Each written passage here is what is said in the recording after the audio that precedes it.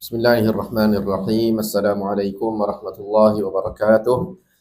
Alhamdulillahi rabbil alamin. Wassalatu wassalamu ala asyrafil anbiya'i wal mursalin wa ala alihi wa sahbihi ajma'in. Rabbi shrah li sadri wa yassir li amri wa hlul 'uqdatam min lisani yafqahu qawli.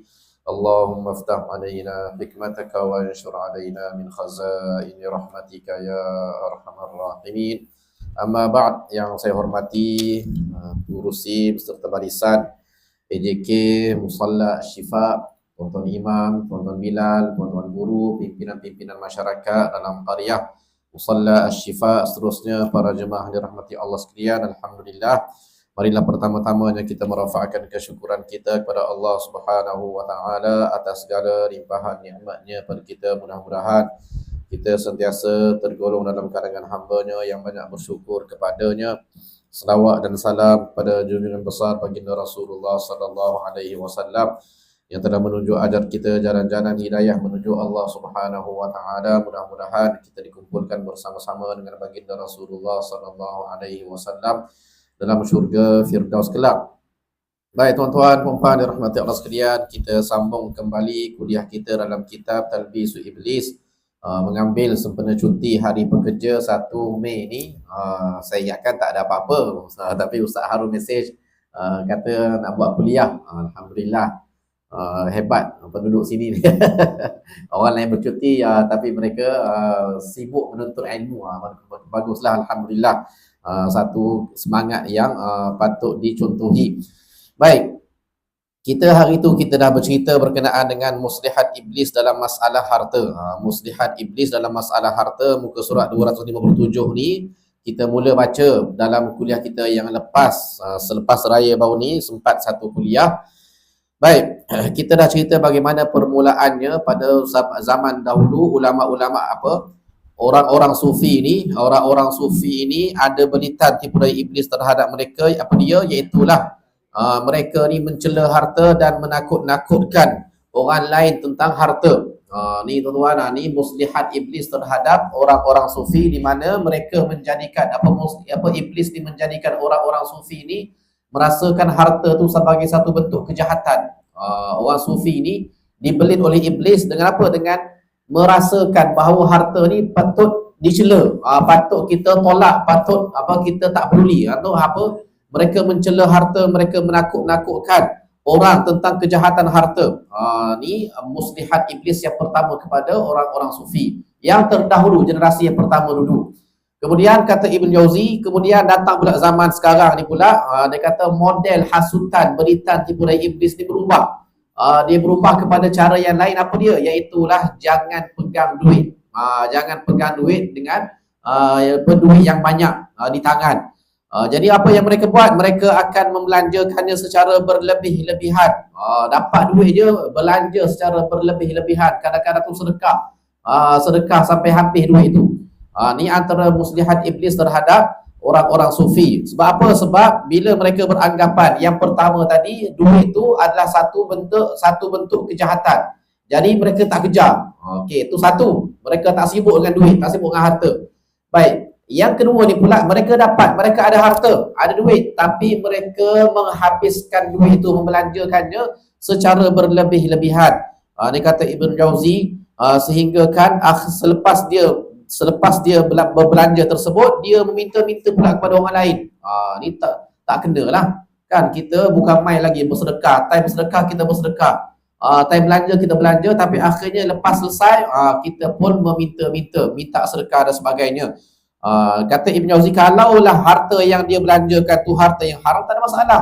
Kan kalau kita ada harta tu dan harta tu harta yang haram, contohnya kita mewarisi harta pusaka mak ayah kita, ataupun kita mewarisi, kita dapat doya untung, dan kita tahu dah harta ni daripada sumber yang haram. Contohnya saya tak tahulah kalau tuan-tuan baca tak baru ni, satu kisah yang viral. Seorang anak dia cerita bahawa ayah dia tinggalkan harta kepada dia adik-beradik, cash 3 juta. Cash 3 juta adik-beradik.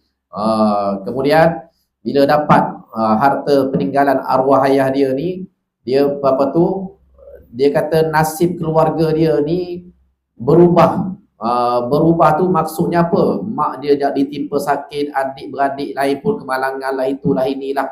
Panas, serba tak kena. Serba tak kena. Dan dia pun bermimpi, ayah dia minta tolong dalam mimpi dia. Kan? Kemudian dia pergi semak, dia tengok pergi ke pejabat arwah ayah dia ni, tengok buka-buka nak kemas-kemas pejabat arwah ayah dia ni, jumpa file yang rahsia, dan jumpalah perkara-perkara yang tak sepatutnya dilakukan oleh seorang Muslim. Maknanya rasuah dan sebagainya ada tersimpan dalam file tu. Transaksi rasuah sebagainya, transaksi ambil hak tanah orang dan sebagainya. Akhirnya tanya ustaz kata, ni ustaz pun geleng kepala. Ustaz pun kata, ni duit panas semua ni. Jadi dia pun pergilah selesaikan apa yang tak selesai daripada urusan itu pun. Dia cerita ada kontraktor yang ayah dia berhutang sampai 200,000 tak bayar-bayar. Ayah dia berhutang sampai 200,000 tak bayar-bayar. Bila kontraktor tu minta, ayah dia ni tak nak bagi. Walhal ayah dia angkat velfire. Hutang 200,000, orang lain tu tak nak bayar, tapi dalam masa yang sama dia pula pergi angkat velfire. Pergi beli velfire pula. Jadi kontraktor ni akhirnya jatuh miskin. Kontraktor ni tak ada pendapatan, jual goreng pisang dan berdoa siang malam. Dan bila anak ni pergi jumpa dia, kontraktor dia kata, "Pak cik ni dah 5 tahun dah berdoa. 5 tahun dah berdoa minta kepada Allah macam-macam, minta macam-macam balasan diberikan kepada ayah kamu ni." Jadi menangis pak cik tu. Ni nak cerita duit haram ni kadang-kadang kita seronok bila dapat duit, tapi kita tak semak duit tu datang daripada mana. Jadi katalah, saya tak nak sambung cerita lah, tuan-tuan cari. Nak cerita je, kalau kita dapat duit yang haram dan kalau kita belanjakan, habiskan, mana untuk bayar balik benda-benda kalau kita nak buang balik duit haram daripada pegangan kita, tak ada masalah, kata Ibn Jauzi. Tak ada masalah kalau duit tu memang duit haram.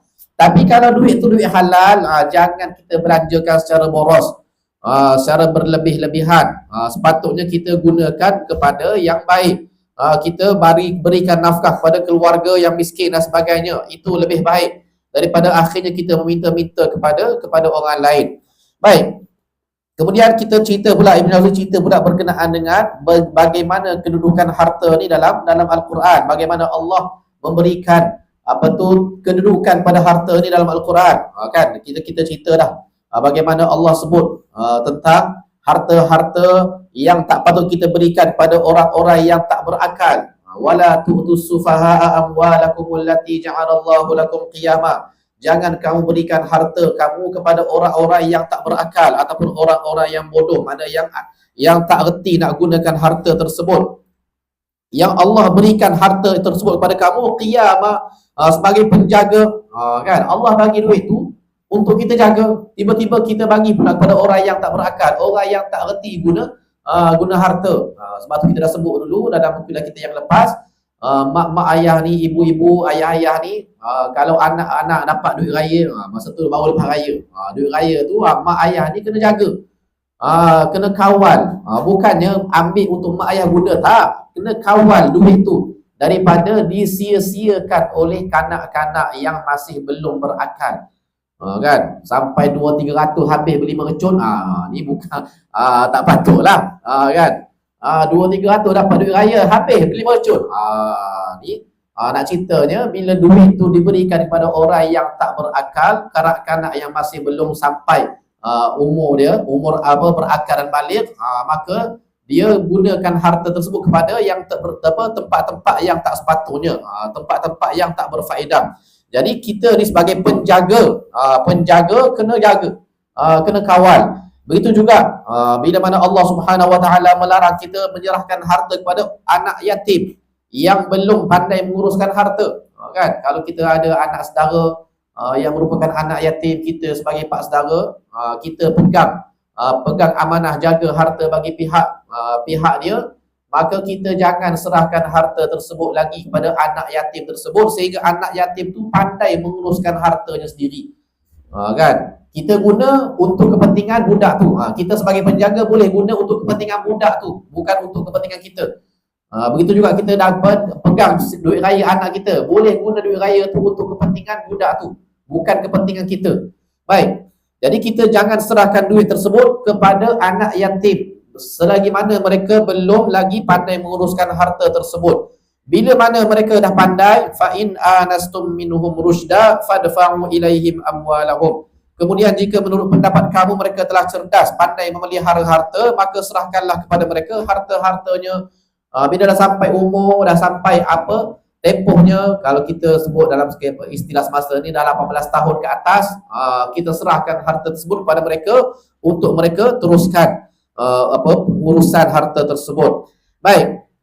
Kemudian kita dah sebut juga dalam hadis Nabi SAW, di mana Sa'ad bin Abi Waqqas. Sa'ad bin Abi Waqqas ni tuan-tuan sahabat Nabi yang terkenal.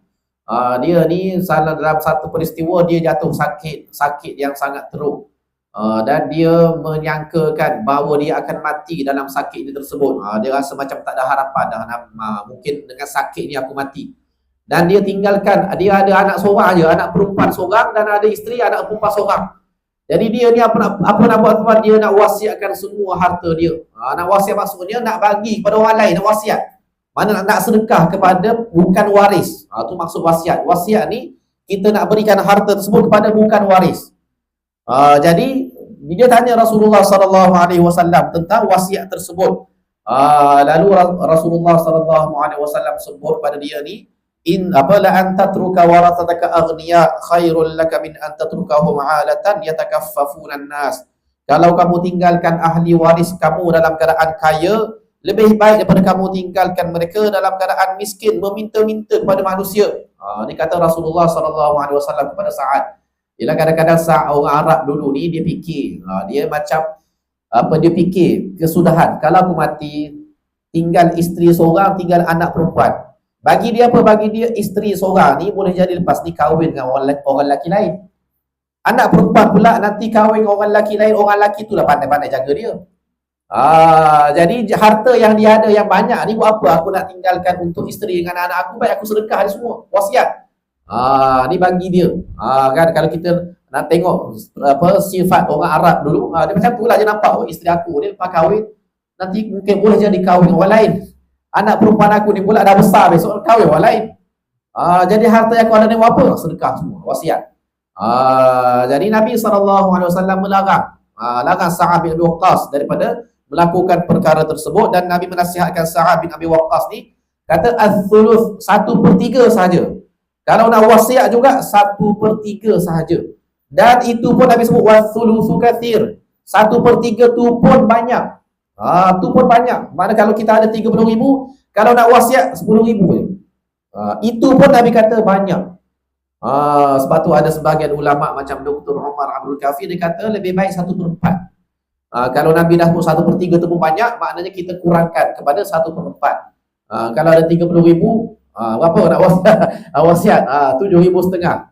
Contoh. Tu contoh. Maknanya tu cadangan. Mana sebahagian daripada pendapat para ulama.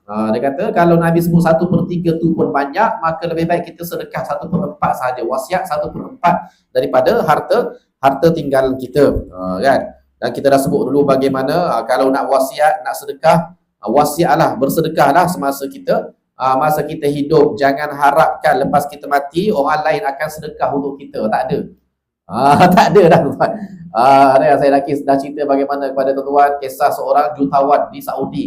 Di mana Syekh Uthman Syekh Al-Uraifi, dia cerita dalam kuliah kita, dia ada kawan Arab Saudi. Bila jutawan ni meninggal, dia bermusafir kawan dia ni, dan bila sampai ke rumah dia tanya ke anak-anak kawan jutawan ni, ada tak ayah kamu wasiatkan apa-apa sebelum dia mati? Jadi anak-anak kata setakat pengetahuan kami tak ada apa-apa wasiat yang ayah kami berikan. Jadi dia pun kata macam ni lah, ayah kamu pun dah mati, Aku yakin, dia kata aku yakin setiap seorang daripada kamu ni akan dapat paling-paling tak pun dapat 1,000,000 seorang. Ni Syekh Rabi kata. Maknanya anak dia ada 4 orang, dia kata aku yakin paling-paling cikai, paling-paling sikit pun dapat 1,000,000 seorang. Dia kata, kamu ni dengan kekayaan ayah kamu ni, dengan rumah tu yang harta yang boleh alih duit. Harta yang tak alih tu, yang rumah dan sebagainya, tanah tu, tu banyak cerita lah.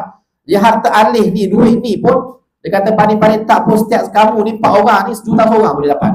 Paling-paling tidak. Jadi boleh tak, dia kata Syekh, boleh tak kamu sedekahkan dengan niat pahala untuk ayah kamu ni 10%. 10% sedekahkan untuk ayah kamu ni, setiap seorang 10%. Mana kalau 1,000,000, 100,000, 100,000, 100,000, 4 orang 400,000 sedekah untuk ayah kamu, untuk pahala ayah kamu di kubur dia. Dan nak sedekah ni Syekh orang siap bagi lagi ni masjid, ada satu masjid tengah nak dibina. Jadi kamu bagilah sedekah ni untuk bina masjid, kurang-kurangnya dapat pahala untuk ayah kamu. Ni nombor AJK masjid, semua Syekh orang kata semua dia bagi semua. Tuan, lepas 6 bulan Syekh Rafi kata, lepas 6 bulan aku telefon orang-orang masjid, AJK masjid, pembinaan masjid tu, ada tak dapat sumbangan 400,000? Tak ada Syekh. Tak ada. Tak ada nak ceritanya, tak payah harap lah. Kan, kalau kita dah mati besok tak ada dah. Kan, duit yang kita tinggalkan itu janganlah kita berharap lagi akan jadi pahala untuk kita, melainkan kita sendiri yang sedekahkan, yang wasiatkan sebelum kita meninggal dunia. Baik. Kemudian daripada Amr bin Al-As, ni pun kita dah baca bagaimana bila mana Rasul dia masuk Islam. Dia ni lewat masuk Islam. Bila dia masuk Islam, Rasulullah SAW tugaskan dia untuk memimpin satu operasi ketenteraan. Lalu dia ni datang pada Nabi SAW. Lalu Nabi SAW sebut pada dia, semoga Allah memberikan keselamatan kepada kamu dan juga harta rampasan yang banyak. Aku ingin agar engkau mendapatkan harta yang baik. Lalu Amr bin Al-As ni, dia kata apa? Ya Rasulullah, aku tak masuk Islam kerana harta benda, tetapi aku masuk Islam kerana memang suka kepada Islam. Jadi Amr dijawab kepada Nabi, ya Rasulullah, aku bukan masuk Islam untuk dapatkan duit. Mana bila Rasulullah cerita, offer kat dia harta rampasan perang yang banyak ni, dia kata, ya Rasulullah, aku tak masuk Islam kerana harta benda, aku masuk Islam kerana memang aku suka kepada Islam. Tapi Rasulullah SAW jawab pada dia, wahai Amr, sebaik-baik harta yang baik itu milik orang yang soleh. Kan, harta yang baik, mana harta yang halal, harta rampasan perang ni halal lah. Sebaik-baik harta yang halal, harta yang baik ni dipegang, menjadi milik orang-orang yang soleh. Kalau harta yang baik diberi milik kepada orang yang tak baik, maka harta yang baik ni pun boleh berubah kepada tak baik. Kan, kita dah sedekahkan, contohnya kita ada harta pesaka daripada sumber yang halal, yang baik, tapi anak kita pun anak yang fasik katalah. Duit yang baik ni pun akhirnya akan digunakan pada cara yang tak baik. Ni saya teringat baru beberapa ketika tu saya dengar Syekh seorang Syekh Hasan Ad-Dadu, kalau tuan-tuan kenal, Mauritania.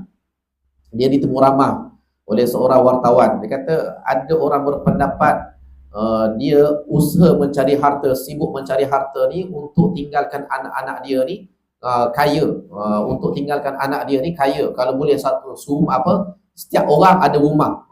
Dia mana ni misi seorang ayah, dia mencari harta punya susah payah ni.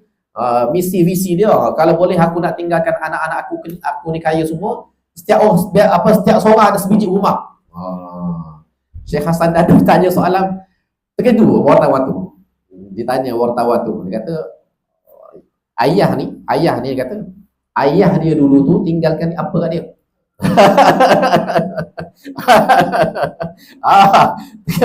Senyap wartawan tu. Dia kata dia orang tu semua apakah baik elok seorang ayah ni visi nak tinggalkan harta yang baik kepada anak, rumah yang baik. Mana setiap seorang anak nak ada sebiji rumah, mana ayah ni berusaha dengan begitu dahsyat, begitu hebat mencari rezeki untuk anak-anak ni sebagainya. Jadi Syekh Hasan Dadu tanya dia balik, ayah tu sendiri tu, ayah dia dulu tinggalkan apa? Kata dia. Jadi dia kata soal masa depan ni, sebab tu Syekh Hasan Dadu sambung, soal masa depan ni jangan terlampau kita risau, bimbang sangat. Kadang-kadang kita ni risau, ayah, anak aku nanti macam mana lah, anak aku tak cukup makan dan sebagainya. Kita hidup pun membesar pun, boleh jadi kita sendiri pun membesar dalam keadaan apa? Sempit, kesempitan, miskin, tapi kita Allah beri rezeki pada kita ni dengan usaha kita ni, dengan bantuan Allah Subhanahu Wa Taala, asbab Allah bagi kita dapat hidup elok je. Walaupun dulu ayah kita boleh jadi ayah kita ni anak yatim, kita ni menjadi anak yatim, ayah pun tak sempat tengok, tapi kita ni boleh hidup kaya pula tu lepas tu. Tak ada pula sibuk, tak ada pula ayah kita tu sibuk nak tinggalkan harta yang banyak pada anak, sampai bekerja siang malam, semayang pun tak, apa pun tak. Jangan tuan, jangan terlampau kita risaukan masa depan ni, masa depan anak-anak kita ni, sampai kita bekerja siang malam, sampai kita lupa nasib kita di akhirat kelak. Nasib kita di akhirat kelak. Jadi tu soalan Syekh Hasan Dadu tu terkejut orang-orang. Ayah dia dulu tu tinggalkan apa untuk ayah? Jadi kadang-kadang kita terlampau risaukan apa tu kebajikan masa depan anak-anak, sampai kita lupa kita dulu pun tak tahu pun masa depan apa. Ayah kita pun tak pernah merancang pun masa depan kita. Kita sendiri yang mencari jalan, membentuk jalan untuk kehidupan kita sendiri. Baik. Kemudian tuan-tuan, hadis-hadis jenuh juga okey, baik, kita sambung. Memang tidak dinafikan, muka surat 260 tu, 260, memang tidak dinafikan adanya kekhawatiran tentang ujian harta, sehingga banyak orang yang menghindarinya kerana takut terhadap ujian harta itu. Sementara hati yang boleh selamat daripada ujian ini jarang sekali. Menyibukkan hati dengan urusan akhirat juga sukar dilakukan selagi di sampingnya ada harta. Kerana itu ujian harta itu sangat ditakuti. Ni memang kita tak nafi, ujian harta ni sangat banyak, dan sehingga orang-orang yang soleh pun boleh terpengaruh dengan ujian harta.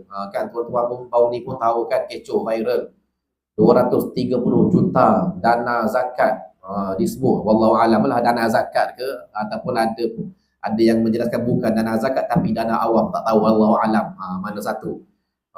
Diseleweng dia beli kereta mewah, rumah besar, wallahu alam lah, berlapa sedang disiasat. Nak ceritanya duit zakat ke duit awam pun orang terliur. Nak cerita harta, ada duit harta ni jangan kita rasa kita dah baik, kita jaga semayang, kita orang soleh, kita takkan terpedaya dengan harta. Jangan. Harta ni boleh memperdayakan kita. Kan? Kadang-kadang kalau kat masjid tu kadang-kadang duit masjid pun hilang. Duit masjid pun hilang. Saya dulu pernah seorang jemaah datang jumpa ustaz. Sebelum ustaz masuk, masa tu saya kerja jadi pengurus masjid. Sebelum ustaz masuk, dia kata, saya pernah bagi duit 5,000 kepada seorang yang saya ingat dia AJK masjid. Dia kata tak apa, dia terima bagi pihak masjid. Dia kata dia terima bagi pihak masjid, nanti dia akan sampaikan untuk masjid. Lepas tu saya tanya, lepas tu bendahari tak sampai langsung ustaz. Tak sampai langsung 5,000 tu. Cerita nak cerita duit. Duit dia bagi tu kepada orang yang dia rasa orang baik, orang masjid dah. Orang masjid dah bagi duit tu untuk sampaikan kepada tamu masjid. Tapi akhirnya bila cek semak dengan Mazari, tak sampai, tak masuk tamu masjid. Tak tahu ke mana. Tak tahu ke mana duit tu. Dia nak ceritanya, wala'iyadzubillah, nak ceritanya walaupun orang tu nampak soleh, nampak baik, nampak warak sekalipun, tapi tetap kena berhati-hati dengan ujian dunia. Ujian dunia ni bukan senang, kan? Baik.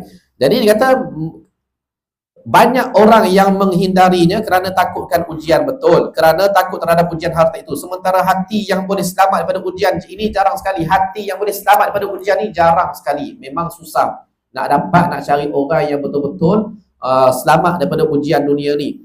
Menyibukkan hati dengan urusan akhirat juga sukar dilakukan selagi di sampingnya ada harta, kerana itu ujian harta sangat ditakuti. Kan? Yang pertamanya, orang yang boleh selamat pada ujian harta ni sikit. Sikit. Kan? Sama kita sekarang macam-macam. Tuan-tuan tengoklah dengan zakatnya, dengan baru ni NGO pula kan. Ada ustaz yang terkenal kena tangkap SPRM kerana salah guna dana awam, dana NGO, tu dana sedekah lah sebagainya. Nak ceritanya jarang payah nak cari orang yang betul selamat, yang boleh selamat. Kan, sebab tu ada sebagian ustaz, selebriti dia tak nak langsung terlibat dengan NGO ke dengan apa kutipan awam ni, tak nak. Dia tak nak, kata bahaya. Baik. Kemudian kata apa? Kata Ibn Aziz, urusan akhirat juga sukar dilakukan selagi di sampingnya ada harta. Urusan akhirat juga sukar dilakukan. Menyibukkan hati dengan urusan akhirat juga sukar dilakukan. Kita nak sibukkan hati dengan urusan akhirat juga sukar dilakukan. Kalau di sampingnya ada harta, ada benda yang kita sibuk dengan harta ni, kita susah nak fokus hati kita ni kepada akhirat. Betul. Betul. Bulan puasa berapa ramai bulan puasa tu tuan. Bila tanya peniaga-peniaga bazar Ramadan, sembahyang tarawih tak sembahyang tarawih, ramai tak tarawih. Kan, masyuk lagi banyak. Duit masyuk lagi banyak. Tuan, apatah lagi nak beribadah sunat. Tuan, nak ceritanya bulan Ramadan yang penuh ganjaran pahala tu kita tak nampak dah. Kita sibuk nak. Kan, ada sebahagian tu berniaga satu bulan, setahun cukup dah. Kan, ada setahun dia berniaga cukup sungguh-sungguh bulan Ramadan. Dia kata boleh menampung sehingga setahun. Nak cerita sampaikan dia pula betul-betul bulan Ramadan, sampai lupa nak bertarawih, nak bertadarus Quran dan sebagainya. Wal'iyadzubillah. Kan, sebab tu disebut hati kita ni, kalau kita nak fokus untuk urusan akhirat, tetapi selagi ada urusan harta yang kita duk sibukkan, memang payah. Jadi memang harta itulah ujian harta ni memang sangat besar. Baik, tambah lagi, kalau kita tengok pemimpin dunia Arab, kan, tengok pemimpin dunia Arab, tuan, sampaikan tergamak menjalinkan hubungan dengan Israel, hanya disebabkan harta, kan. Ada penerbangan terus direct flight Israel ke UAE, Dubai. Tentera Israel lepas bunuh orang di Gaza, pergi bercuti pula kat Dubai. Ni lah ceritanya. Kadang-kadang bila mana tak ada sifat, tak ada rasa kemanusiaan tu, dia lebih mengutamakan duit berbanding nilai keagamaan, nilai kemanusiaan. Wal'iyadzubillah. Nak ceritanya ujian harta. Baik, tentang mencari harta sekadar untuk mencukupi keperluannya dengan cara yang halal, maka ini merupakan keharusan. Okey, kita tak ada pertelingkahan, tak ada maknanya perbezaan pandangan. Kalau kita mengusahakan mencari harta ni untuk menampung keperluan kita yang asas, maka itu halal, tak ada masalah. Cara kita nak menampung kehidupan kita dengan cara yang halal, maka itu harus. Baik. Sedangkan orang yang bertujuan menghimpunkan harta dan memperbanyakkannya dengan cara yang halal, maka kita perlu melihat tujuannya lebih jauh. Ni. Sebab tu kita jangan mudah-mudah, tuan. Kan? Nampak ustaz ni, nampak tok guru ni, ataupun nampak orang ni kumpulkan harta, tapi harta yang dikumpulkan secara halal. Kita dah mula bersangka buruk dengan dia. Jangan. Tak boleh juga. Kan? Kadang-kadang kita nampak mufti naik Velfire, mufti naik kereta mewah. Apa mufti ni? Sibuk dengan dunia. Tuan-tuan kena tengok dulu. Tengok dulu. Dia kata, jika dia bertujuan untuk membanggakan diri, maka itu merupakan tujuan yang tidak baik. Kalau kita nampak orang tu kumpulkan harta dengan tujuan nak membanggakan diri, nak cari kebanggaan, nak cari nama, nak cari kemasyhuran, maka itu adalah tujuan yang tidak baik. Ni kata Ibn Jauzi. Dan betul lah kata Ibn Jauzi ni. Sebab ada hadis Nabi pun, Nabi sebut, fahuwa fi sabilis syaitan. Dia berada pada jalan syaitan.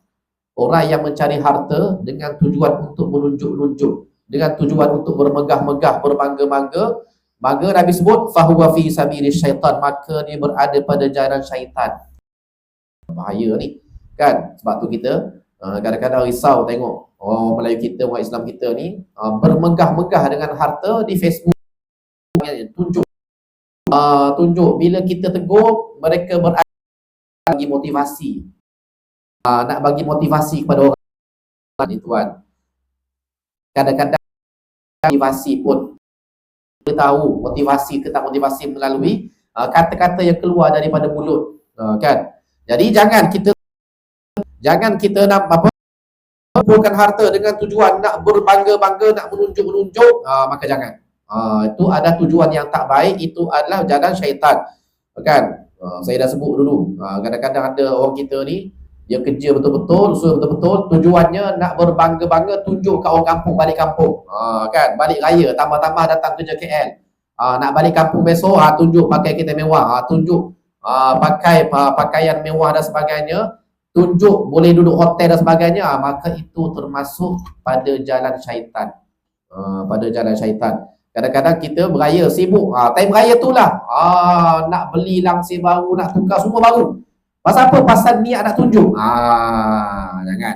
Jangan.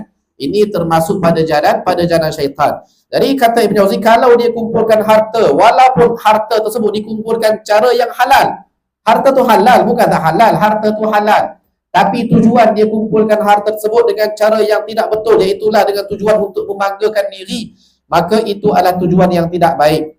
Baik, jika tujuannya untuk menjaga kehormatan diri dan keluarganya daripada perkara-perkara yang tidak baik, dia menyimpan harta untuk kepentingan diri dan keluarganya, untuk memperluas persaudaraan, membantu orang-orang miskin dan pelbagai kemaslahatan lainnya, maka dia mendapat pahala.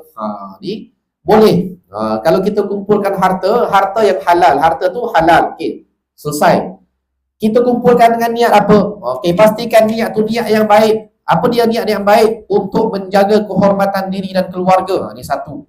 Kan kita nak jaga kehormatan diri dan keluarga daripada perkara-perkara yang tidak baik. Paling-paling tak pun kita nak jaga maruah diri. Maruah diri, tidaklah orang pandang lekeh kita. Kita tak nak bangga diri, tak nak takabur ego, tapi kita tak nak orang pelekeh kita. Kan dulu viral dulu kisah mertua. Kalau menantu kaya balik, dapat bilik ada aircon. Kalau menantu miskin balik, tidur kat luar. Tidur ruang tamu. Contoh. Jadi kita kumpulkan harta nak menjaga maruah diri. Contohnya kita nak menjaga kehormatan diri kita dan keluarga kita. Tidaklah orang perkotak-katikkan kita, perlekehkan kita. Kita ada masalah. Mana sekurang-kurangnya kita ni ada maruah diri. Mana tak adalah orang nak pandang sebelah mata, memperlekehkan kita. Okey, boleh. Ini tujuan yang boleh diterima. Baik, untuk memperluas persaudaraan, ini pun tujuan yang boleh diterima. Kita kumpulkan harta, kita cari duit dan kita kumpulkan duit untuk memperluas persaudaraan. Kan, kita nak pergi ziarah orang, kita nak tolong orang, saudara mara kita, sepupu sepapak kita, kan. Itu pun tujuan yang baik. Kan, kita pun segan nak pergi ziarah orang, kita suka pergi jumpa orang, pergi ziarah orang, tapi kita tak ada duit. Nak beli buah tangan pun tak mampu, contoh. Jadi kita pun segan. Jadi kita niat, aku nak kumpul duit ni, nak cari duit, nak kumpul duit pasal nak ziarah kawan-kawan, nak ziarah saudara mara, nak tolong. Kalau ada saudara mara yang susah, aku nak tolong. Maka itu ada satu niat yang baik, kan, untuk memperluas persaudaraan. Membantu orang-orang miskin, kita nak tolong orang-orang miskin dan sebagainya, kan, kita nak tolong orang-orang miskin yang ada.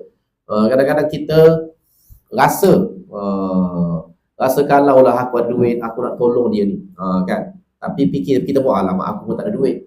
Contoh, dia kena buang keluarga, contoh dia ataupun dia mak ayah dia meninggal, tinggal dia, tapi kita nak bela dia pun kita pun tak ada duit. Contoh. Jadi kita pun duduk ni ada hati, kalau aku ada duit, aku nak bela budak ni, nak jaga budak ni betul-betul. Ni contoh. Mana kita nak bantu orang-orang miskin dan pelbagai kemaslahatan lainnya, maka dia mendapat pahala. Kan, apa saja kebaikan yang kita niatkan untuk duit tersebut, maka kita mendapat pahala. Niatnya seperti itu dalam menghimpun harta jauh lebih baik daripada ketaatan-ketaatan yang lain. Niatnya yang baik tersebut lebih baik, jauh lebih baik daripada ketaatan-ketaatan yang lain. Ini berdasarkan apa? Berdasarkan kisah Sayyidina Umar bin Khattab. Kan, Sayyidina Umar bin Khattab, dia tengok dalam masjid Nabi ada seorang pemuda sedang beriktikaf duduk dalam masjid Nabi. Duduk siang hari pun duduk dalam masjid Nabi. Lalu dia tanya, Sayyidina Umar pergi tanya budak tu, siapa yang duduk bagi makan, duduk hantar makan kepada kamu? Dia kata, abang akulah yang duduk cari rezeki, duduk hantar makanan untuk aku. Jadi dia ni duduk beribadah di masjid, yang tukang hantar makanan, yang duduk jaga kepentingan dia, abang dia.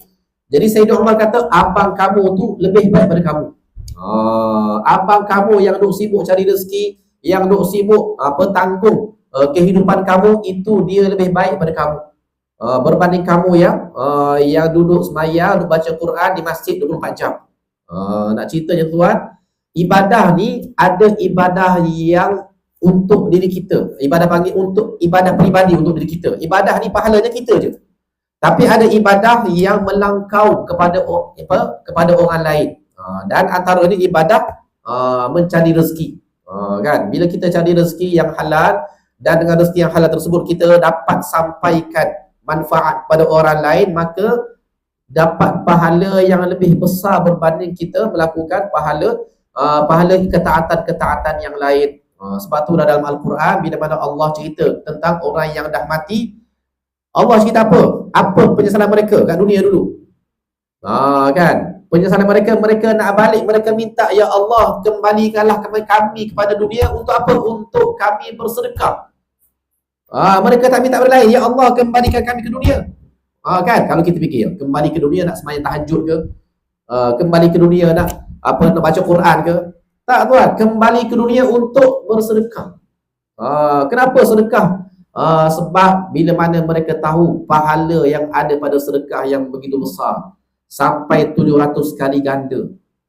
Kan? Nabi sebut dalam Quran sebut, orang yang berinfak pada jalan Allah Subhanahu Wa Taala ni pahalanya 700 kali ganda ni. Mana? Kama tadi habbatin ambatat sab'a sanabil fi kulli sumulatin mi'atu habbah. Seperti mana satu benih yang menumbuhkan tujuh pokok, dan setiap 7 dahan. 7 dahan ni ada 100 pula. 100 pula. Mana 700? 700 kali ganda. Tak ada pahala yang besar dalam ibadat-ibadat ni tuan. Kalau kita tengok pergi semayang, semayang berjemaah 25 pahala. 25 kan. Buat satu kebaikan darat 10. Kan. Tapi pahala yang paling besar yang Allah sebut 700 kali ganda ni, pahala ni adalah pada infak pada jalan Allah Subhanahu Wa Taala, sedekah. Jadi sebab itulah kata Ibn Jauzi ni, orang yang berniat untuk memperluas persaudaraan, membantu orang-orang miskin dan pelbagai kemaslahatan lainnya, maka dia mendapat pahala. Dan niat seperti itu dalam menghimpun harta jauh lebih baik daripada ketaatan-ketaatan yang lain. Besar buat. Sebab tu kita jangan malas dalam mencari rezeki. Baik, niat majoriti para sahabat dalam mencari dan menghimpun harta adalah benar, kerana tujuan mereka pun benar, sehingga mereka justru memohon yang lebih banyak lagi. Kan, sahabat-sahabat Nabi pun tak ada kata cukup, merasa cukup. Kan, kalau kita tengok Uthman bin Affan, Abdul Rahman bin Auf, sahabat-sahabat Nabi yang kaya ni, tak ada kita kata dah berjaya dalam bisnes mereka berhentilah, dah dapat 1 juta berhenti. Tak ada tuan. Kan, kita kadang-kadang kita sendiri, kalau aku ada 1 juta dalam akaun bank ni, aku dah berhenti kerja dah. Kita fikir macam tu. Aku ni kalau ada 1 juta dalam akaun bank, aku dah berhenti kerja dah.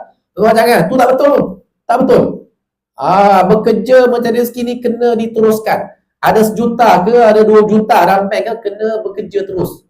Jangan kata aku kalau ada 1 juta dalam bank nak berhenti kerja. Tak. Sahabat Nabi ni, mereka ni, Uthman bin Affan kaya raya tapi sentiasa berniaga. Tak ada kata berhenti. Berhentilah, aku dah kaya dah. Tak ada nak ceritanya, keperluan mencari rezeki ni kena berterusan. Bukannya ada 1 juta cukup lah. Tak ada. Dan sebab tu disebut dan mereka memohon yang lebih banyak lagi. Mana sahabat-sahabat Nabi ni, kalau kita nak kata sahabat Nabi ni tamak kat dunia, tak betul. Tak betul. Walaupun kita nampak mereka ni sentiasa bekerja untuk mendapatkan harta, tapi kita tak kata mereka tamak, sebab mereka ni ada niat yang baik. Kan, kita pun tahu Sayyidina Uthman bin Affan, bila mana Nabi nak keluar berperang, dia sedekahkan semua unta-unta dan segala apa isi atas unta tersebut pada jalan Allah Subhanahu wa taala. Baru balik, baru dapat untung balik pada Syam. Unta-unta yang begitu banyak yang bawa pikul harta-harta yang dia ada tu, dia sedekah semua. Ini nak ceritanya harta yang tidak ada dalam hati mereka. Tapi lepas tu kita cari lain balik. Lepas tu cari baik, mana cari lain. Mana mereka ni sentiasa berusaha mencari rezeki. Baik, bukti yang paling jelas tentang hal ini ialah persetujuan Yaqub alaihi salam untuk mengikut sertakan Bunyamin pergi bersama saudara-saudaranya agar peruntukan makanan yang mereka terima daripada raja semakin banyak. Ni umpama kisah Nabi Yaqub alaihi salam bila mana dia mengizinkan Bunyamin pergi bersama saudara-saudaranya. Tuan-tuan tahu Yaqub alaihi salam ni dia ada anak ramai, anak 12 orang. Antara 12 ni ada Nabi Yusuf alaihi salam. Kan kita pun tahu kisah bagaimana Nabi Yusuf zaman dia kecil dia kena buang dalam telaga, dalam perigi, sehingga akhirnya hilang daripada radar. Mana Nabi Yaqub pun bersedih atas kehilangan anaknya Nabi Yusuf alaihi salam. Dan Yusuf ni ada saudara nama Bunyamin. Ada disebut riwayat kata Yusuf dan Bunyamin daripada seorang ibu, ibu yang sama, sedangkan adik-beradik yang lain daripada ibu yang lain. Wallahu a'lam. Baik, jadi antara anak yang menjadi kesayangan Nabi Yaqub alaihi salam selepas Yusuf, anak yang dia paling sayang ni Yusuf lah. Kemudian bila Yusuf dah tak ada ni Bunyamin. Bunyamin ni. Dan bila mana adik-beradik yang lain minta, masa tu kemarau di Mesir. Kemarau 7 tahun di Mesir. Jadi ada catuan makanan dilakukan. Boleh ambil sekadar keperluan, sekadar bilangan jumlah ahli keluarga sahaja. Jadi ahli adik-beradik ni minta izin nak bawa Bunyamin sekali, nak tunjuk pada pemerintah ni kami ada adik-beradik yang ramai, untuk dapatkan lebih banyak lagi habuan peruntukan makanan yang mereka terima daripada raja. Maka Nabi Yaqub alaihi salam mengizinkan kita apa, untuk dapat lebih banyak lagi, tak apa, pergilah. Walaupun dia sayang, dia bimbangkan Bunyamin, keselamatan Bunyamin, tapi untuk dapatkan yang lebih banyak untuk keperluan keluarga, maka dia serahkan Bunyamin untuk pergi bersama dengan adik-beradiknya yang lain. Nak ceritanya tak ada masalah kita mengharap untuk dapat lebih banyak, kan? Kita mengharap untuk dapat lebih banyak, tak ada masalah pun. Okey, ni Nabi Yaqub ni tunjukkan contoh. Begitu juga Syuaib alaihi salam juga berhasrat mendapat tambahan daripada apa yang telah diterimanya, seraya berkata, dan bila kamu cukupkan 10 tahun, maka itu adalah suatu kebaikan daripada kamu, kan? Nabi Syuaib alaihi salam dia ada 2 orang anak perempuan. Dan bila mana Nabi Musa lari daripada Mesir pergi ke Palestin, Nabi Musa ni bertemu dengan sekumpulan orang yang telah tunggu giliran nak ambil air. Jadi dia nampak 2 orang anak Nabi Syuaib. Baik. Kemudian dia tolong, Nabi Musa dia tolong. Kemudian bila selesai tolong, adik perempuan dia balik cerita dekat ayah dia, ada seorang lelaki tolong kami. Jadi Nabi Syuaib ini panggil datang ke rumah. Bila datang ke rumah, Nabi Syuaib kata, aku nak kahwinkan kamu dengan salah seorang pada anak perempuan aku ni dengan syarat kamu berkhidmat pada aku ni 8 hijaj, 8 kali haji, mana 8 tahun. 8 tahun. Dan Nabi Syuaib tambah, kalau kamu dapat cukupkan 10, itu lebih baik. Mana kontrak kamu 8 tahun, tapi kalau kamu dapat cukupkan 10, lebih baik. Itu lebih baik pada itu adalah satu kebaikan daripada kamu. Dia kata Nabi Syuaib kepada Nabi Musa alaihi salam. Maknanya sentiasa mengharap yang lebih. Kan biasa manusia ni. Kita nak mengharapkan lebih. Aku nak kahwinkan dengan anak perempuan aku ni dengan syarat kamu bekerja dengan aku ni selama 8 tahun. Tapi kalau kamu dapat tambah 10 tahun, itu lebih baik. Itu lebih baik. Ini kata-kata Nabi Syuaib. Jadi nak ceritanya Nabi ni dia masih mengharapkan yang lebih daripada keuntungan dunia, daripada kelebihan. Kemudian alaihi salam disembuhkan daripada penyakitnya, maka datang kepada beliau belalang-belalang daripada emas, maka beliau segera memenuhi bekasnya dengan emas-emas itu sehingga menjadi banyak. Lalu dikatakan kepadanya, apakah engkau belum kenyang? Maka beliau menjawab, wahai Rabbi, siapakah orang yang merasa kenyang terhadap kurniamu? Alaihi salam. Ada satu riwayat dalam Sahih Bukhari cerita tentang kisah Nabi Ayub ni, bila mana dia ditimpa penyakit sakit dia tu, sehingga kita pun tahu bagaimana isteri dia pun akhirnya lari daripada dia, tak tahan. Dia ni Allah sembuhkan akhirnya ketika mana dia dia mandi, dalam hadis tersebut ketika mana dia mandi tiba-tiba datang belalang daripada emas. Belalang Allah turunkan, Allah hantar belalang daripada emas. Maka dia ni sibuk kutip belalang ni. Kutip belalang daripada emas ni. Dan penuhkan dalam bekas. Penuhkan dalam bekas. Lalu dikatakan kepada kau ni tak kenyang lagi, kau tak cukup lagi ke? Tak cukup lagi ke? Lalu dia kata, wahai Rabbi, wahai Tuhan aku, siapakah orang yang merasa kenyang terhadap kurniamu? Maknanya rezeki kamu ni luas ya Allah. Siapalah yang pernah kenyang daripada rezeki kamu? Maknanya ni Nabi ni, Nabi Ayub. Kalau kita tamak Nabi Ayub, kalau kita nak tengok Rasulullah saya, tamak. Tapi nak cerita dia tak ada masalah. Selagi mana benda tu halal, kita himpunkan. Kita kumpulkan duit yang halal, rezeki yang halal, tak ada masalah. Jangan kita kata orang ni tamak. Tak tuan, selagi mana itu hak dia, itu ikhtiar dia, usaha dia, jangan kita kata dia tamak. Selagi mana benda tu halal, ambil lah. Ambil, tak ada masalah pun. Baik, ini masalah yang biasa bagi naluri manusia. Ni kata Ibn Jauzi, ini masalah yang biasa bagi naluri manusia. Jika hal itu dimaksudkan untuk tujuan baik, maka baik pula keadaannya. Perkataan Al-Muhasibi jelas salah, menunjukkan kejahilannya. Ni Ibn Jauzi dia mempertikaikan atau mempersoalkan kata-kata Al-Muhasibi. Al-Muhasibi ni seorang ulama sufi yang terkenal. Tapi dia ni banyak kata-kata dia ni disanggah oleh Ibn Jauzi. Antara kata-kata dia kata apa? Dia kata Allah melarang hamba-hambanya mengumpulkan harta, dan Rasulullah SAW melarang umatnya berbuat hal serupa. Jelas ini adalah mustahil benar. Dia kata mustahil benda tu, kata-kata tu betul. Dia kata boleh, dia kata Allah larang kita daripada kumpulkan harta, Rasulullah pun larang kita daripada kumpulkan harta. Jadi kata Ibn Jauzi, jelas ini adalah mustahil untuk menjadi benar. Mana kata-kata ni mustahil untuk menjadi benar. Rasulullah SAW melarang tujuan yang buruk daripada menghimpunkan harta atau menghimpunkannya dengan cara yang tidak halal. Ni Rasulullah larang apa? Larang tujuan yang buruk dan cara yang teruk, cara yang buruk. Tu je. Dalam soal harta ni tuan, Rasulullah larang tujuan. Mana kita cari rezeki untuk apa? Tu dulu kena jelas. Kita cari rezeki untuk apa? Kalau cari rezeki untuk tujuan yang baik, maka baiklah. Tapi kalau cari rezeki untuk tujuan yang tak baik, maka tak baik. Ni yang penting kena tujuan yang baik. Sebab tu dalam hadis Nabi, ada hadis Nabi yang saya sebut pada jalan syaitan tu, Nabi sebut 4. Kalau dia keluar cari rezeki untuk menyara ahli keluarganya, anak-anaknya kecil, maka fahuwa fi sabilillah, dia berada pada jalan Allah Subhanahu wa taala.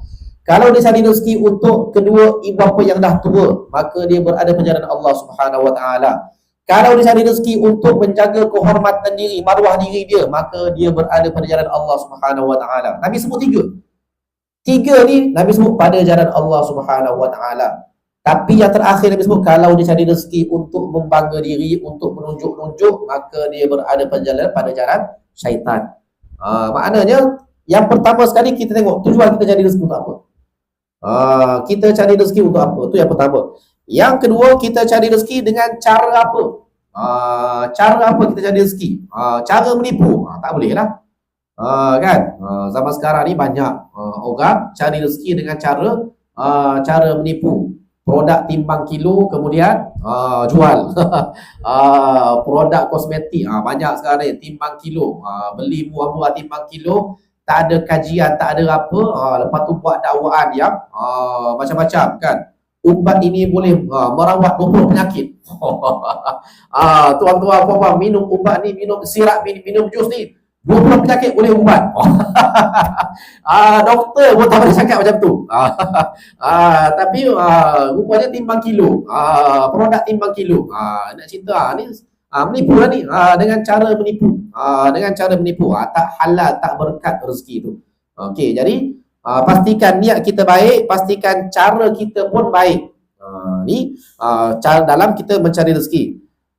Baik, kemudian Al-Harith juga pernah berkata, meninggalkan harta yang halal lebih baik daripada mengumpulkannya. Ini pun tidak benar. Ini kata-kata Al-Harith. Mana Ibn Jauzi sedang mempertikaikan kata-kata Al-Harith Al-Muhasibi. Dia kata meninggalkan harta yang halal lebih baik daripada mengumpulkannya. Maknanya kalau ada harta yang halal, kita tak ambil, lebih baik daripada kita kumpulkan harta yang halal. Ini tak betul juga. Tak betul. Harta yang halal ambil lah, kan? Orang bagi ambil, apa salahnya? Harta yang halal. Kenapa kita tak nak ambil? Kalau kata Al-Harith kata, kalau kita tak ambil harta yang halal, itu lebih baik daripada kita mengumpulkan harta. Ini pun tak betul. Selagi tujuannya benar, maka mengumpulkannya lebih baik. Begitulah yang disepakati para ulama, tanpa ada perbezaan di antara mereka. Kan? Kami benar-benar hairan terhadap Abu Hamid Al-Ghazali yang hanya diam saja menanggapi perkataannya seperti itu. Bahkan dia justru mendukungnya dengan berkata kehilangan harta lebih baik daripada memiliki harta, sekalipun harta itu dimaksudkan untuk kebaikan. Ini pun tak betul juga. Kan? Kadang-kadang kita Imam Abu Hamid Al-Ghazali, dia ni antara orang-orang yang mengkagumi Al-Harith Al-Muhasibi. Jadi Ibn Jauzi mempersoalkan Imam Al-Ghazali, sehingga Imam Al-Ghazali sendiri boleh terpengaruh dengan Al-Harith Al-Muhasibi, dan pernah berkata kehilangan harta lebih baik daripada memiliki harta. Kan? Mana kita hilang harta lebih baik daripada kita ada harta. Ni kata Ibn Jauzi tak betul. Kan? Nabi SAW dalam satu hadis, ada hadis Nabi sebut apa? Allah Subhanahu wa taala benci terhadap kamu daripada apa? Idha'atul mal. Daripada sudut menghilangkan harta. Allah tak suka, Allah benci perangai kita kalau kita suka menghilangkan harta, mensia-siakan harta. Ni antara perbuatan yang Allah benci, Allah tak suka. Kan? Ada harta tapi kita abaikan, sia-siakan. Ni termasuk perkara yang dibenci oleh Allah Subhanahu wa taala. Bagaimana kita kata kalau hilang harta tu lebih baik daripada ada harta? Tak boleh. Hilang harta tu perkara yang Allah benci, Allah tak suka. Kalau kita cuai dalam soal menjaga harta, tak boleh. Kan? Kita cuai, kita menghilangkan harta tersebut. Kan? Kalau dalam kitab pondok sebut, tak boleh kita buang duit dalam sungai. Saja campak duit shilling dalam sungai. Kan? Kalau tempat pelancongan kat Itali tu, tempat pelancongan kat Itali tu ada campak shilling patut niat. Ni kan ada tu karut lah, benda mengarut lah. Mana kita ambil shilling, patut kita niat tulis apa-apa kat shilling tu, ataupun tulis apa-apa kat kertas tu, duit shilling, duit kertas tu, kemudian campak dalam sungai dengan harapan niat kita akan dikabulkan. Tu dia punya kepercayaan. Ni tak boleh. Ni termasuk mensia-siakan harta, mensia-siakan duit, tak boleh. Walaupun duit tu kita nampak sikit. Kan? Sebab tu kita kat rumah tuan, ataupun kat mana-mana, kalau nampak duit, simpan, ambil simpan. Walaupun itu bukan duit kita, jangan ambil untuk kita, tak, ambil simpan dalam tabung khas. Contohnya. Kan? Duit yang kita jumpa tu, jangan biar je. Kan? Itu termasuk mensia-siakan harta. Duit tu ada nilai, tapi kita sia-siakan. Kita sia-siakan. Tak boleh. Sebab tu saya kadang-kadang dulu pernah saya uruskan masjid kat KL dulu. Masjid kat KL ni masalah parking. Masalah parking pula, antara masalah parking kat KL ni pula kerana banyak kereta-kereta yang rosak yang dibiarkan di parking-parking awam. Banyak kereta-kereta yang rosak yang dibiarkan di parking-parking awam. Baik, kereta-kereta ni tak dibaiki oleh tuan dia. Ataupun dengan alasan rumah dia dah penuh kereta, jadi pergi parking kat parking masjid. Masalah berlaku kat KL sebagai tempat lah. Dia parking dia ada 2 je, dia pergi parking kat rumah dia, ada kereta, ada 4 biji kereta, 2 lagi parking kat masjid. Contoh. Jadi tuan-tuan perempuan dan persediaan, yang pertama saya sebut, kalau kita rosak, baiki kereta tu. Kalau kita baiki, ini termasuk mensia-siakan harta. Kalau kita baiki, kita boleh guna untuk kebaikan kereta tu. Kalau kita tak baiki, biar rosak, kita mensia-siakan harta tersebut. Itu tuan. Tapi kalau kita katalah, ustaz, nak baiki tak ada duit ustaz. Tak ada duit, jual. Jual. Kan? Kita dah ada hak kereta lain dah. Kita dah pakai kereta lain dah. Ada kereta 2-3 lagi kereta rosak, kita pun tak baiki sebab tak ada duit. Kita pun tak pakai. Jual lah tuan-tuan. Jangan biarkan harta tu tak berguna, tak bermanfaat. Untuk kita pun tak bagi manfaat, untuk orang lain pun tak bagi manfaat. Ni termasuk mensia-siakan harta. Jadi tuan, kalau kakek tu pernah saya bagi nasihat macam tu pada jemaah masjid. Ni termasuk mensia-siakan harta. Kalau rosak baiki, boleh guna. Kalau tuan-tuan tak nak guna pun bagi orang lain guna. Bagi orang lain guna, itu lebih baik. Kalau ingat lagi Ustaz Abdul Samad kata, tak nak guna tu bagi rumah anak yatim. Bagi rumah anak yatim. Bagi anak yatim guna. Dah banyak sakit ke rumah tu, bagi rumah anak yatim. Kan? Ni contoh. Mana jangan sia-siakan harta tersebut tanpa memberi manfaat. Untuk diri kita pun tak bagi manfaat, untuk orang lain pun tak bagi manfaat. Kan? Ada harta kita sia-siakan. Begitu juga kan kat Malaysia ni, tanah. Kan, tanah. Ada tanah, usahakan. Tak boleh, tak mampu usahakan, upah orang untuk usahakan. Tak mampu upah orang usahakan, buatlah projek-projek yang boleh memberikan manfaat pada tanah tersebut. Tak mampu juga, jual. Jual. Jangan biarkan tanah tu dinaiki oleh kuil-kuil haram. Kan? Ni masalah kat Malaysia ni. Dinaiki oleh semak sama tak apa lagi. Naik kuil haram habis. Problem pula nak halau. Problem pula. Jadi kadang-kadang tu nak cerita ni kepentingan kita jaga harta yang kita ada. Jangan sia-siakan. Baik, kerana mensia-siakan harta ni termasuk perkara yang dibenci oleh Allah Subhanahu wa taala. Baik, Al-Harith juga berkata, orang yang menghendaki Allah harus keluar dari kesibukannya menguruskan harta. Kami sudah menjelaskan itu harus dilakukan jika hartanya haram atau ada yang meragukan halal haramnya. Jika tidak, dia tidak perlu berbuat seperti itu. Para Nabi sendiri seperti Ibrahim alaihi salam mempunyai kebun dan harta benda. Begitu juga Syuaib dan Nabi-Nabi lainnya. Ni tuan-tuan. Al-Harith Al-Muhasibi ada lagi berkata, orang yang kalau Allah nak pilih orang tu, Allah akan orang tu kena keluar dari kesibukan yang menguruskan harta. Dia kata Al-Harith. Mana kalau kita nak dekat kepada Allah Subhanahu wa taala, kita kena keluar daripada kesibukan kita menguruskan harta. Ini kata Al-Harith Al-Muhasibi. Ini pun tak betul. Kata Ibn Jauzi, kalaulah harta tu harta yang haram ataupun harta yang diragui halal haramnya, okey, tak apa, keluar daripada kesibukan menguruskan harta tersebut, sebab harta tu harta haram. Tapi kalau harta tu harta yang halal, kenapa nak keluar daripada kesibukan menguruskan harta? Ni persoalan, kenapa nak keluar? Nabi Ibrahim ni Ibn Jauzi bagi contoh. Nabi Ibrahim pun sibuk ada uruskan kebun dan harta benda. Nabi Ibrahim sibuk uruskan kebun. Mana Nabi Ibrahim pun ada kebun, ada harta benda. Begitu juga Nabi Syuaib. Kan Nabi Syuaib minta Nabi Musa alaihissalam bekerja dengan dia. Kan kalau bekerja ni adalah benda harta yang dia usahakan tu. Kan takkan kerja sia-sia. Mesti ada benda, ada kebun dan juga. Jadi Nabi Syuaib pun ada harta dan nabi-nabi lain pun ada harta. Apatah lagi kalau kita tengok kisah Nabi Daud. Nabi Daud raja lagi. Harta lagilah banyak. Nabi Sulaiman. Maknanya tak betul kalau kita kata kalau nak dekat kepada Allah Subhanahu wa taala, kita kena tinggalkan jangan sibukkan diri kita dengan urusan-urusan harta, menguruskan harta. Ni tak betul. Ni tak betul. Baik. Sa'id bin Al-Musayyab pernah berkata, tak ada yang baik pada diri orang yang tidak mahu mencari harta, yang dengan harta itu dia dapat membayar hutangnya, menjaga kehormatan dirinya dan bersilaturahim dengan saudara-saudaranya. Kan? Tak ada yang lebih baik pada diri orang yang tidak mahu mencari harta. Okey, tak ada yang baik. Orang yang tak nak mencari harta ni tak ada kebaikan pada diri dia. Usahalah. Walaupun sikit, betul tuan. Kadang-kadang kita nampak ustaz dia tu dah usaha macam-macam tapi hidupnya macam tu juga. Dah berniaga macam-macam, dah usaha macam-macam, hidupnya macam tu juga ustaz. Kenapa ustaz? Ada orang kafir berniaga sekejap je kaya raya. Ada orang Islam ustaz berniaga macam-macam, kaya sepagi makan pagi juga. Kan? Kenapa dia macam tu? Ya tuan. Yang penting yang pertama kita kena tahu, dunia ni Allah bagi kepada orang Muslim, orang kafir. Semua orang bagi. Dunia ni Allah bagi kepada semua.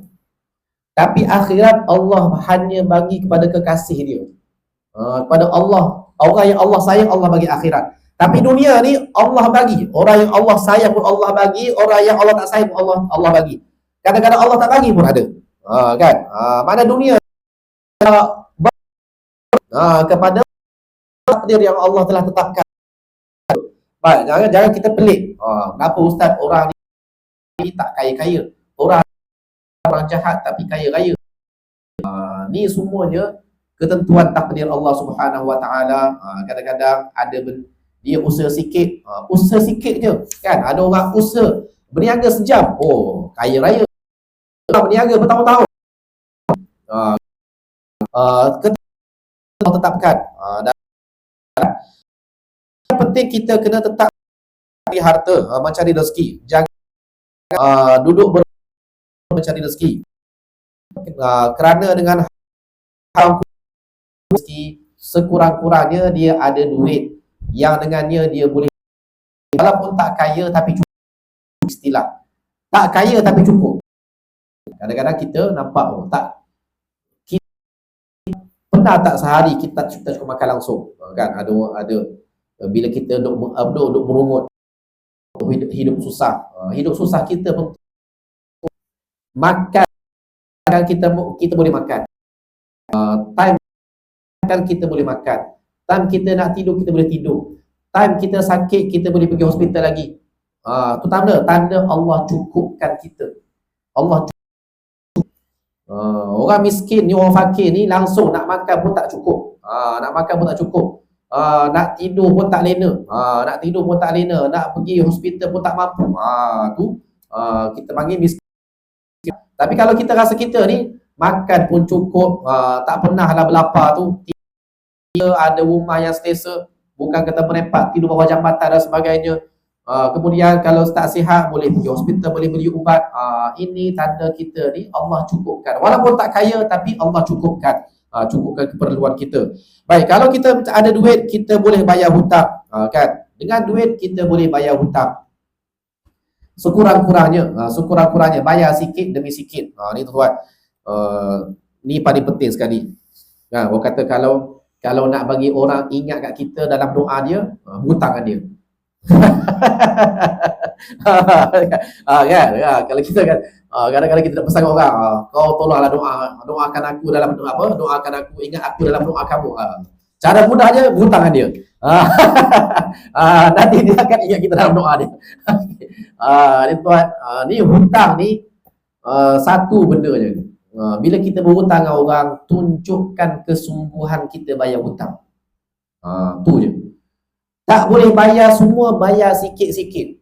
Jangan langsung tak bayar. Ni masalah sekarang, masalah kita, ramai kita sekarang ni langsung tak bayar. Kita berhutang 1,000, berhutang 2,000, berhutang 3,000. Memanglah kita tak ada duit 1,000, 2,000 setemu nak bagi. Tapi korang bayar 100 bulan. Contoh, bayarlah 100 bulan ke, 200 bulan ke, 500 bulan. Mana sekurang-kurangnya orang nampak usaha kita nak bayar hutang. Nak tunggu cukup 2,000, 3,000 memang tak ada lah. Kan? Jadi kita masalahnya kita ni duit tak ada. Tak ada nak bayar hutang. Tapi masalahnya kat Facebook tunjuk pergi merancung. Tunjuk beli kereta baru. Mana tak menyerap? Manalah orang tak menyerap? Manalah member kita yang bagi hutang pada kita ni tak puas bengang kita. Kan? Banyak kes macam tu lah. Kan? Ustaz dia berhutang dengan saya, ustaz saya minta tak bayar ustaz. Tapi dalam Facebook pergi bercuti. Dalam Facebook pergi umrah. Pergi bercuti. Dalam Facebook beli kereta, tunjuk beli kereta. Ini nampak sangat kita ni mengelak daripada membayar hutang. Kan? Jangan terpedaya dengan beritan tipu daya iblis. Jadi sekurang-kurangnya bila kita mencari rezeki, sekurang-kurangnya kita dapat bayar hutang. Sekurang-kurangnya kita dapat menjaga kehormatan diri dan bersilaturrahim dengan saudaranya. Kalaupun mati maka dia meninggalkannya bagi para ahli warisnya. Mana kalau kita mati, kita tinggalkan harta tersebut kepada ahli waris. Baik, ketika meninggal dunia 400 dinar juga mewariskan. Sa'id bin Al-Musayyab ni diceritakan bahawa ketika mati dia mewariskan 400 dinar di satu, sekarang ni dekat 1 dinar 2,000. 1 dinar 2,000. Kalau 10 dinar 20,000. 20,000. Kalau 100 dinar 100. So 800,000.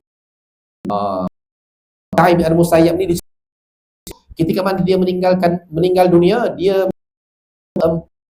maknanya 800,000 ringgit. Dia buat itu. Baik, Sufyan meninggalkan warisan sebanyak 200,000. Baik. Dan kata harta pada zaman senjata, ni kata Sufyan Ats-Tsauri, harta zaman dia ni tabi'in, tabi'in generasi ketiga, mana generasi Nabi dan para sahabat, kemudian generasi sahabat, kemudian generasi tabi'in. Tabi'in ni generasi yang ketiga lah. Jadi dia kata zaman dia tu duit adalah senjata. Zaman dia pun senjata dah. Zaman kita zaman kita lagilah. Kan zaman dia pun dia boleh kata harta pada zaman sekarang merupakan senjata. Jadi zaman kita ni lebih-lebih lagi lah tuan-tuan dan puan. Zaman-zaman kita ni terutamanya kita nak berdepan dengan ancaman-ancaman musuh-musuh Islam dan sebagainya, kena ada kekuatan dari sudut ekonomi, dari sudut duit. Kita tak boleh bercakap kosong tanpa ada duit, kan? Bila ada duit kita boleh tekan orang untuk ikut kita, kan? Untuk ikut kita. Bila kita tak ada duit, kita terpaksa ikut orang. Ni kadang-kadang berlaku dalam hidup kita zaman sekarang ni. Baik, waktu pun dah 9.50. Kita berhenti setakat tu saja. Mudah-mudahan kuliah pada pagi ni memberikan manfaat. Nanti kita akan sambung dalam kuliah kita akan datang. Muka surat 262 ni, orang-orang salaf biasa memuja harta. Memuja harta ni kena betulkan sikit. Tak apalah, perenggan nanti kita akan baiki dalam kuliah kita akan datang. Aqulu qawli hadza wa astaghfirullahal azim li wa lakum. Wassalamualaikum warahmatullahi wabarakatuh. Subhanakallahumma wa bihamdik, asyhadu an la ilaha illa anta, astaghfiruka wa atubu ilaik. Bismillahirrahmanirrahim. Alhamdulillahi rabbil alamin, wassalatu wassalamu ala asyrafil anbiya'i wal mursalin wa ala alihi wa sahbihi ajma'in. Allahumma ja'al jam'ana hadza jam'an marhuma wa tafarruqana min ba'dihi tafarruqan ma'suma. Allahumma fa'na bima 'allamtana wa 'allimna ma yanfa'una wa zidna 'ilma. Rabbana atina fid dunya hasanah wa fil akhirati hasanah wa qina adzabannar. Walhamdulillahi rabbil alamin. Assalamualaikum warahmatullahi wabarakatuh.